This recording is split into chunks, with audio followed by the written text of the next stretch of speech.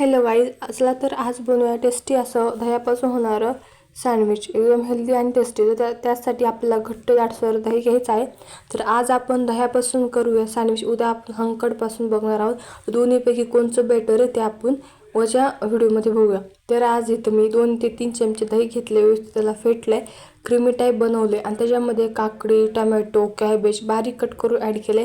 अजून भाज्या हव्या असेल तर टाकू शकता. आणि त्यानंतर थोडंसं चिमूटभर मीठ ॲड करायचं आहे. तिखट हवं असेल तर थोडीशी मिरची टाकू शकता, चिली फ्लेक्स, अजून ऑरेगॅनो टाकू शकता, त्याने अजून टेस्ट येऊ शकते. त्याला व्यवस्थित मिक्स करायचं आहे आणि ब्राऊन ब्रेड घ्यायची आणि दोन्हीवरती हे आपलं झालेलं स्टफिंग ठेवून द्यायचं आणि वरून 2 ब्रेड ठेवून मस्त आपलं सँडविच रेडी. तर आता ह्याला तूप किंवा ब्रेड लावून मस्त ग्रिल करून घ्यायचं आहे. मी एका साईडला जवसाची चटणी टाकली आहे सँडविचवरती, तर टेस्ट छान येते. तर मस्त असं ग्रिल झाले. तुम्हाला ही रेसिपी कशी वाटली मला नक्की सांगा.